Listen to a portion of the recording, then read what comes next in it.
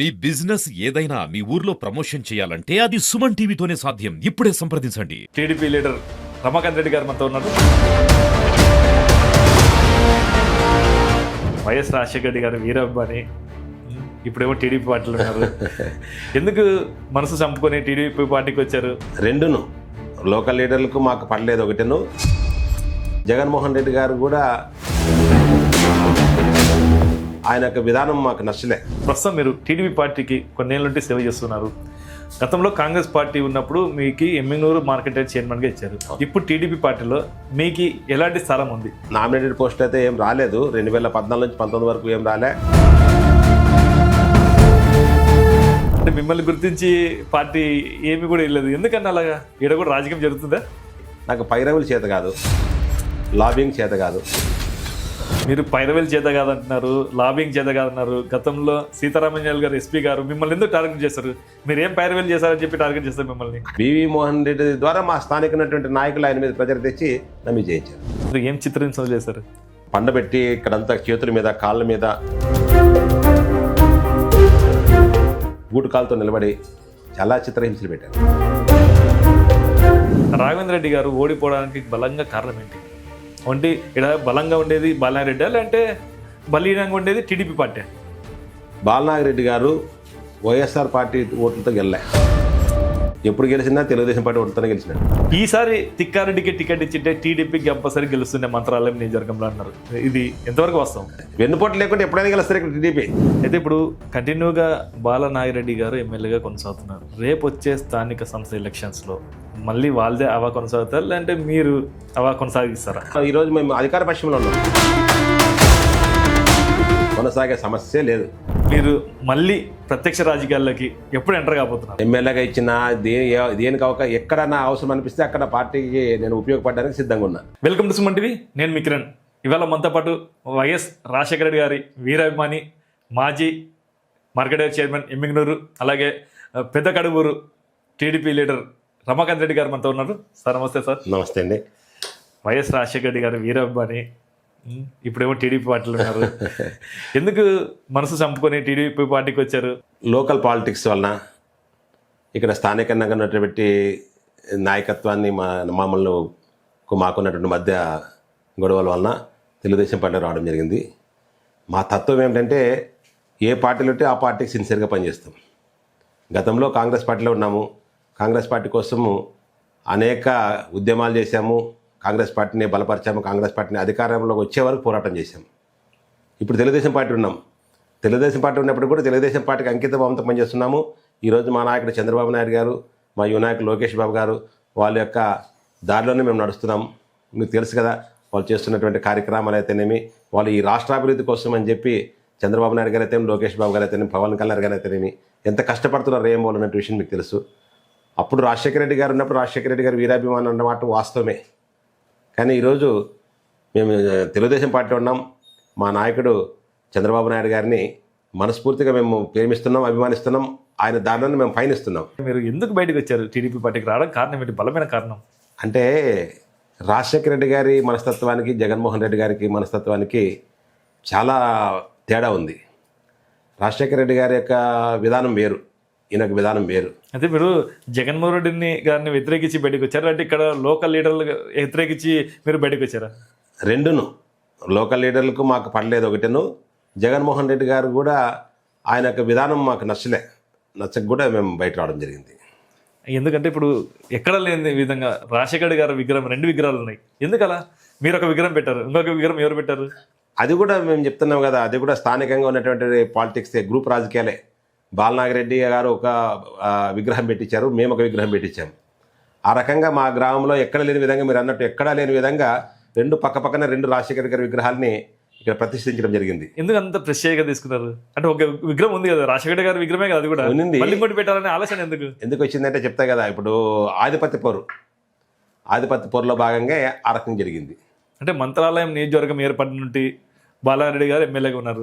ఇప్పుడు ఎటు తిరిగి ఇప్పటికీ ఎమ్మెల్యేగా కొనసాగుతున్నారు. మీరు ఎట్లా ముందుకు పోయి ఎదిరించినారు? మరి బాలనాగిరెడ్డి గారి యొక్క మనస్తత్వము కానీ వారికి మాకు పడకనే ఈ రకంగా వేరువేరుగా ఉంటున్నాం. ఆయన మేము కాంగ్రెస్లో ఉన్నప్పుడు ఆయన తెలుగుదేశంలో ఉన్నాడు. తర్వాత ఆయన తెలుగుదేశంలో ఆయన కాంగ్రెస్కి వచ్చిన తర్వాత మేము వేరే పార్టీకి పోవాల్సి వచ్చింది. ఇప్పుడు కూడా మేము ఒక్క దగ్గర లేం. ఏ ఎలక్షన్లో కూడా మేము కలిసిపోయి బాలారెడ్డి గారు ఏ పార్టీలు ఉంటే ఆ పార్టీలో మీరు ఉండరు అంతే. ఎందుకని అలాగా?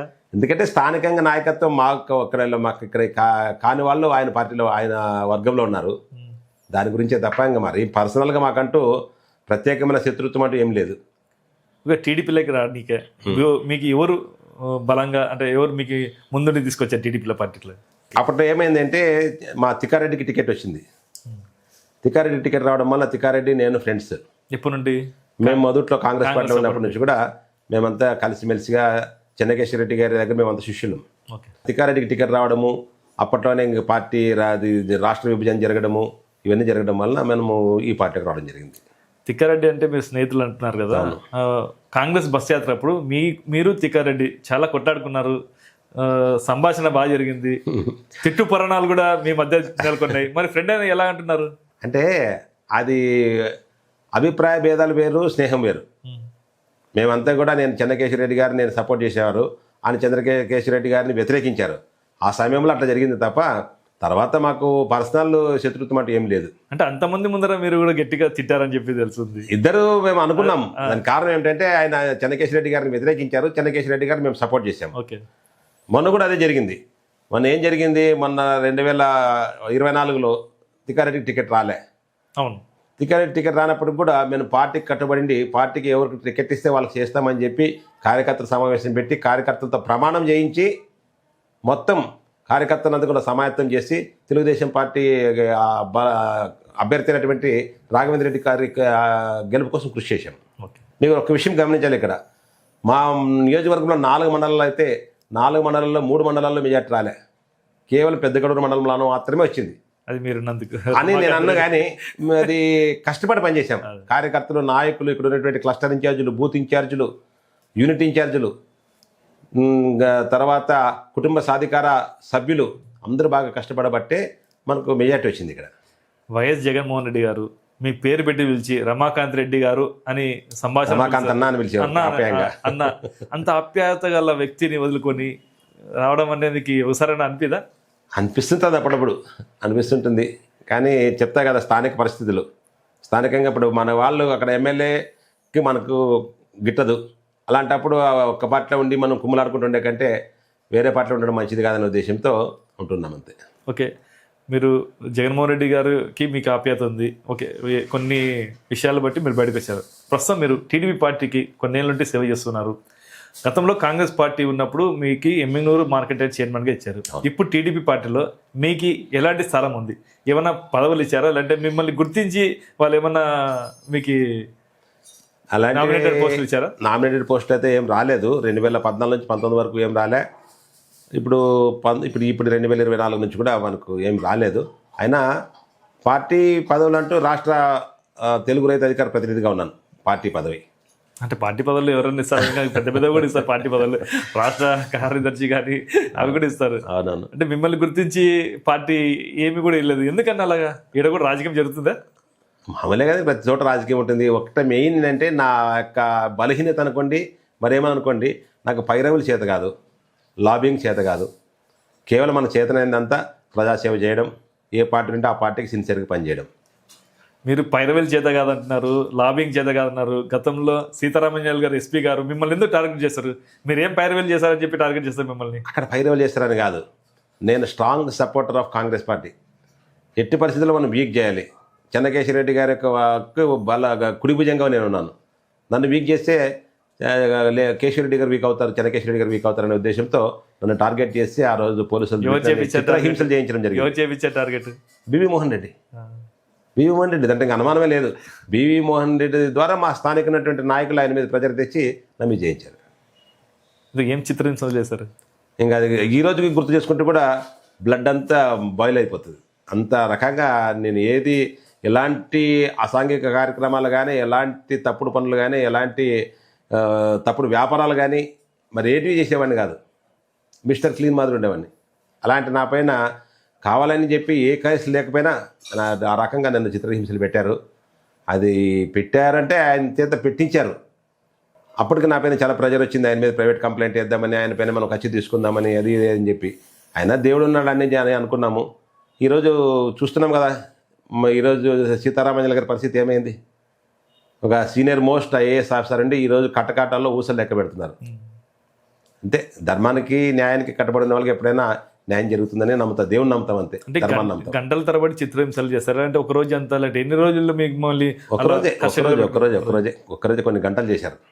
దాదాపు 10 మంది ప్రతిఘటించలేదా పోలీసులతో 10 మంది పోలీసులతో మనల్ని పండబెట్టి ఇక్కడంతా చేతుల మీద కాళ్ళ మీద మోకాళ్ళ మీద మనుషులు నిలబడి బూటు కాళ్ళతో నిలబడి చాలా చిత్రహింసలు పెట్టారు. అప్పుడు ఏజ్ ఎంత ఉంది ఇది? నాది అప్పుడు ఎంత దాదాపు ఇప్పుడు ఒక అప్పటికి ఏజ్ నాకు 35 ఇయర్స్. 35. అదే బాడీ తట్టుకుంది కాబట్టి తట్టుకుంది. ఏజ్ లేదు ఇప్పుడు కూడా ఆ నొప్పులన్నీ ఇప్పుడు కనిపిస్తున్నాయి నాకు. ఇప్పుడుగా ఆ సీన్ గుర్తొచ్చిన రోజు రాత్రి నిద్రపోను నేను. అంత రక్తమంతా ఉడికిపోతుంది. చేయని తప్పకి, ఎలాంటి నేరం చేయని తప్పకి. మచ్చలేని వ్యక్తికి ఇలాంటి అంటే కుటుంబ సభ్యులు ఎప్పుడన్నా ఎందుకు ఈ రాజకీయం వల్ల ఇవన్నీ సమస్యలు వచ్చినాయని చెప్పేసి రాజకీయం వద్దని చెప్పేసి ఎప్పుడు అనిపించలేదు? మా కుటుంబ సభ్యులంతా కూడా నాకు హోల్ హార్టెడ్గా సపోర్ట్ చేశారు, సపోర్ట్ చేస్తూనే ఉన్నారు కూడా. ఎందుకంటే ఎవరు అనుకోకపోతే, ఎవరికో ముందు రాకపోతే ఎదిరించేవారు లేనంత వరకు బెదిరించేవాడి రాజ్యం ఉంటుంది. కాబట్టి అక్రమాలు ఎదిరిస్తూనే ఉండాలి అనే ఉద్దేశం మాది. మీ కుటుంబ నేపథ్యం మొత్తం మీద మీరు రాజకీయంగా మీరు ఒకటే ముందున్నారు? రాజకీయంగా మా నాన్న కానీ మా తాత కానీ విలేజ్ లీడర్స్ వరకు ఉండేవాళ్ళు. నేను వచ్చిన తర్వాతనే మండల స్థాయి నుంచి నియోజకవర్గ స్థాయికి ఎదగడం జరిగింది. ఓకే, అంటే మీరే రాజకీయ మొత్తం ముందుకు వచ్చింది. ఎవరు లేరు కుటుంబ సభ్యులు అట్లా అనుకోవాలి.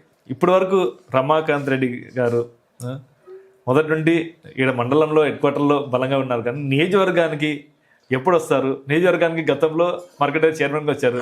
ఓన్లీ ఇక్కడికే మీరు చాలా అనుకుంటారు, అంటే నియోజకవర్గ స్థాయిలో పదవిలో ఉండాలి? ఇప్పటికీ నేను మా మండల స్థాయి నాయకుడే, నియోజకవర్గ స్థాయి నాయకుడే. నియోజకవర్గం అంతా కూడా నాకు నా అభిమానులు ఉన్నారు, నన్ను ప్రేమించే వాళ్ళు, నన్ను అభిమానించే వాళ్ళు ఉన్నారు.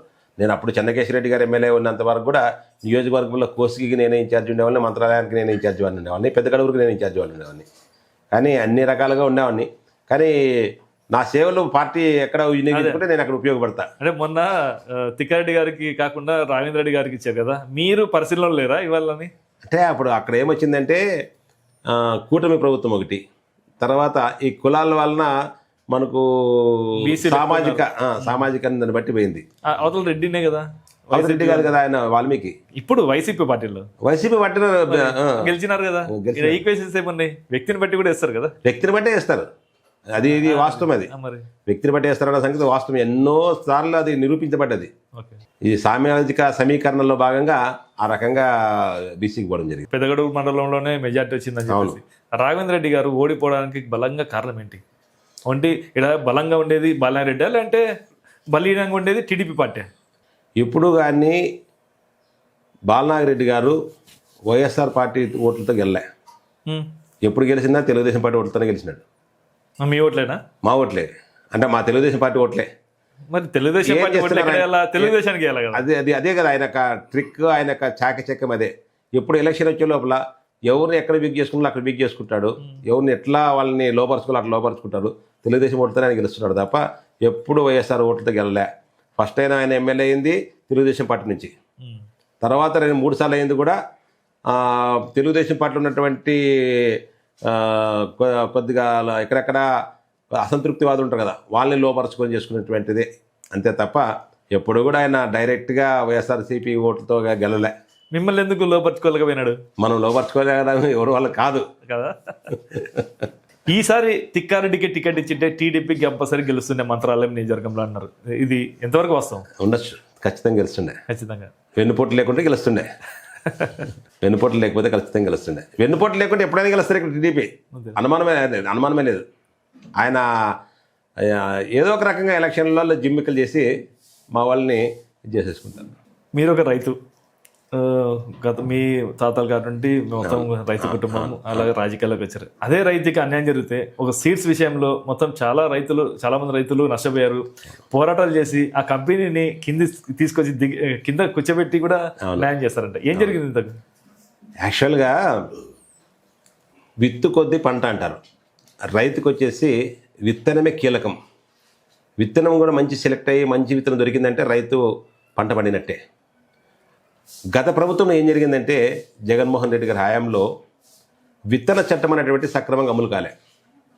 అమలు కానప్పుడు ఏం చేసిందంటే డూప్లికేట్ విత్తనాలు మార్కెట్లోకి వచ్చి డూప్లికేట్ విత్తనాలు అమ్మి రైతులంతా కూడా వాటిని కొని చాలా నష్టపోయారు. అందులో భాగంగా ఏం జరిగిందంటే మా గ్రామంలోనే ఒక రైతు, ఎస్సీ రైతు దాసరి శ్రీనివాసులు అనే రైతు ఎమ్మిగనూరులో ఒక కల్లంగడి విత్తనాలు కొనుక్కున్నాడు. పుచ్చకాయ విత్తనాలు లక్షలు పెట్టుబడి పెట్టినాడు. తీరా ఏమైందంటే ఆ సీడ్ ఫెయిల్ అయ్యి అది ఒరిజినల్ సీడ్ కానందు వలన చిన్న చిన్న పనులు వచ్చి కుళ్ళిపోతున్నాయి. దానిపైన పెద్ద ఎత్తున షాప్ వానికి పోతే షాప్ వాడు పట్టించుకోలే, అగ్రికల్చర్ డిపార్ట్మెంట్ పట్టించుకోలే. అప్పుడు జగన్మోహన్ రెడ్డి గారు ముఖ్యమంత్రిగా ఉన్నారు.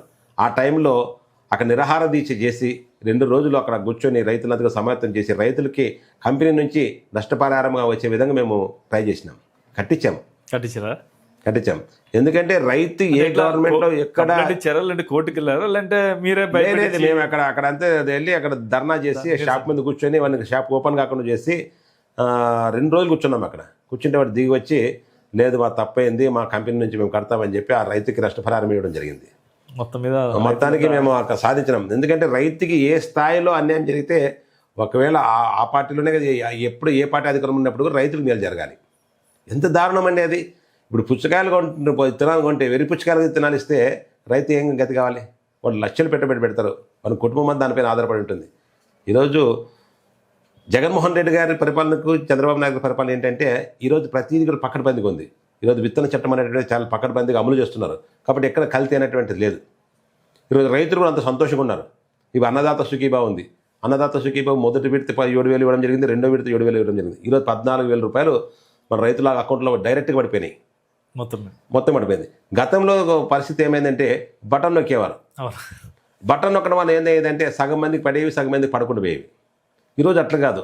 ఈరోజు తల్లికి దీవెన అయితేనేమి, తల్లికి వందనం అయితేనేమి, తర్వాత అన్నదాత సుఖీభావ అయితేనేమి, ఈ కార్యక్రమాలు ఏమి జరుగుతున్నాయంటే మొదటి విడత ఇస్తాం. మొదటి విడతలో ఇంకేదన్నా కొన్ని టెక్నికల్ ప్రాబ్లమ్స్ ఆగిపోతే రెండో విడత ఇస్తున్నాం. రెండో విడతలో ఏదైనా ఆగిపోతే మూడో విడత. అక్కడ కూడా ఇంకేదైనా మిగిలితే కాస్త అరకొర 4వ విడతలు కూడా ఇస్తున్నాం. అంటే ప్రతి ఒక్కరికి సాచురేటెడ్ పాయింట్ రీచ్ కావాలి, అందరికి కూడా అర్హులైన వాళ్ళందరికీ అందాలనేటువంటి తాపత్రయంతో ఈ కార్యక్రమం జరుగుతుంది. అది అక్కడ అట్లా కాదు, వచ్చేసినా పోయినాం, వచ్చినానికి వస్తే పోయినాయి అనే రకంగా ఉండేది. ఈ రకంగా ఈరోజు రాష్ట్రంలో రైతులు కానీ తర్వాత ఉద్యోగస్తులు కానీ డిఎస్సి విషయం చూసుకోండి, 16,432 పోస్టులు. నిరుద్యోగ యువతంతా కూడా ఎంతో హాయిగా ఉన్నారు. మా మండలంలోనే దాదాపు 45 మందికి గ్రామీణ ప్రాంతాల్లో చదువుకున్నటువంటి పేద విద్యార్థులకు ఈరోజు టీచర్ పోస్టులు వచ్చినాయి. ఈ ఘనత అంతా కూడా కుటుంబ ప్రభుత్వందే కదా. ఈరోజు ఎంఎస్ఎంఈ పార్కులు పెడుతున్నాం. ఎంఎస్ఎంఈ పార్కుల వల్ల చదువుకున్న నిరుద్యోగులంతా కూడా ఉద్యోగాల కోసం కాకుండా ఉద్యోగాలు ఇచ్చే స్థాయికి ఎదిగినారు. ఈరోజు పరిశ్రమలు పెట్టి వాళ్ళంతా కూడా బాగోగులు చూసుకోవడానికి వస్తుంది. ఈరోజు విదేశీ పెట్టుబడులు చూడండి. ఈరోజు చంద్రబాబు నాయుడు గారు అయితేనే, లోకేష్ బాబు గారు అయితేనే దేశ విదేశాలు తిరిగి ఈరోజు వాళ్ళ యొక్క ఫేస్ వాల్యూతోనే వస్తున్నాయి తప్ప వేరొకటి కాదు. గతంలో మనకి ఇవన్నీ ఎక్కడ ఉండే? ఉన్నటువంటి కంపెనీలన్నీ కూడా పక్క రాష్ట్రాలు పరిగెత్తినాయి. మనం చూసాం. గల్లా వాళ్ళ ఫ్యాక్టరీలు అయితేనేమి, తర్వాత అమరాన్ బ్యాటరీస్ పక్క రాష్ట్రానికి వెళ్ళేది, కియో కూడా వెళ్ళే పరిస్థితి వచ్చింది. ఇది ఆ రకంగా చాలా పరిశ్రమలు కూడా పక్క రాష్ట్రాలకు వెళ్ళిపోయినాయి. అట్లా కాకుండా ఈరోజు ఎక్కడున్నటువంటి పెద్ద పెద్ద దిగ్గజ సంస్థలన్నీ కూడా ఆంధ్ర రాష్ట్రంలో పెట్టుబడి పెట్టడానికి ముందుకు వస్తున్నారు. గతంలో ఏం జరిగేదంటే ఈ జగన్మోహన్ రెడ్డి గారు ఏం చెప్పారు, మా రాష్ట్రంలో ఇంతమంది తాగుబోతులు ఉన్నారు, రోజుకి ఇంత సారా తాగుతారు, సంవత్సరానికి ఇంత ఆదాయం వస్తుంది, ఆదాయంతో మీ అప్పులు కడతాం, మాకు అప్పులు ఇవ్వండి అని చెప్పి ఢిల్లీ దగ్గర పోయి అప్పులు అడిగేవారు. కానీ ఈరోజు చంద్రబాబు నాయుడు గారు ఏం చెప్తున్నారు, రాష్ట్రాలు దేశాలకు వెళ్తున్నారు. వెళ్ళి మా రాష్ట్రంలో సుదీర్ఘమైనటువంటి ఓడరేవులు ఉన్నవి, తీర ప్రాంతం ఉంది, మంచి వాటర్ అవకాశం ఉంది, నదులు ఉన్నాయి, అదేవిధంగా కావలసినంత భూమి ఉంది, మేము ఇస్తాము, పెట్టుబడులు పెట్టండి, మీకు అన్ని సౌకర్యాలు ఇస్తాం, సింగిల్ విండో ద్వారా మీకు పరిమితుల అనుమతులన్నీ కూడా ఇచ్చేస్తాం, మా దగ్గర పెట్టుబడులు పెట్టండి మనం అడుగుతున్నాం. చూడండి వాళ్ళ యొక్క అభ్యర్థనకు జగన్మోహన్ రెడ్డి గారి అభ్యర్థనకు ఎంత తేడా ఉంది. జగన్మోహన్ రెడ్డి గారు ఎంతసేపున తాగుబోతులను చూపించి వాళ్ళ లివర్ని, ఆ తెలుగింటి ఆడపడుచుల యొక్క మంగళసూత్రాలను తాకట్టు పెట్టి అప్పులు తెచ్చేవాడు. ఈరోజు యువత యొక్క మేధస్సుని, మన మానవ వనరుల్ని, సహజ వనరుల్ని చూపించి ఈరోజు మనం పెట్టుబడులు తెస్తున్నాం. అది ఆ పార్టీకి ఈ పార్టీకి తేడా. రమాకాంత్ రెడ్డి గారు, మీరు ఇంతవరకు ప్రత్యక్ష రాజకీయాల్లో పోటీ చేసి ఓడిపోయారు, మళ్ళీ పోటీ చేయలేదు, ఎందుకు? ప్రత్యర్థి రాజకీయాల్లో పోటీ చేశాము.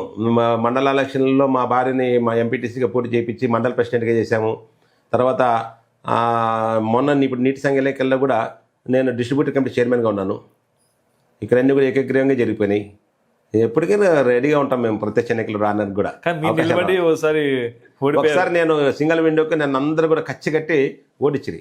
ఈరోజు ఒక్క విషయం మీకు చెప్తా, నా మనస్తత్వం ఎట్టుంటుందంటే, గతంలో నేను సింగిల్ విండోకి పోటీ చేస్తే ఇక్కడ ఉన్నటువంటి పార్టీలు అన్నీ కూడా ఏకమై నన్ను ఓడించడం జరిగింది. అధికార పార్టీ ఉన్నప్పుడు నిలబడిన ఎటు తిరిగి ఓడిపోతారు కదా. అన్ని పార్టీలు ఏకమై, అంటే మా పార్టీల వాళ్ళు కూడా వ్యతిరేకమై ఓడిగొట్టారు. కానీ ఈరోజు నాకు అవకాశం వచ్చింది.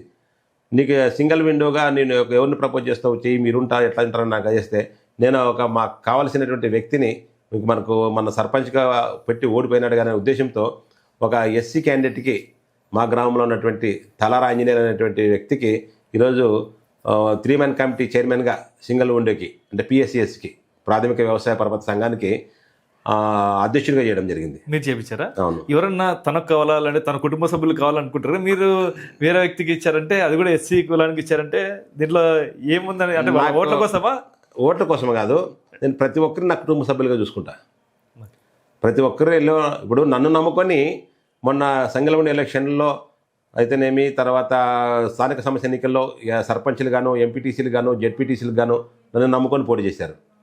సాక్షాత్తు మా పార్టీ అధినేత, జాతీయ అధ్యక్షుడు చంద్రబాబు నాయుడు గారే మన మండల ఎలక్షన్ని మనం బైకాట్ చేస్తున్నాము, బహిష్కరిస్తున్నాము, మీరు ఎవరు పోటీ చేయాల్సిన అవసరం లేదని చెప్పారు. అయినప్పటికీ కూడా పెద్దకడుపు మండలంలో కార్యకర్తల కోసం, పార్టీ క్యాడర్ని కాపాడుకోవడం కోసం అని చెప్పి అక్కడ మేము వీరోచితంగా పోరాటం చేసి మా మిస్సెస్ని, నా భార్యని ఇక్కడ ఎంపీటీసీగా గెలిపించుకున్నాము.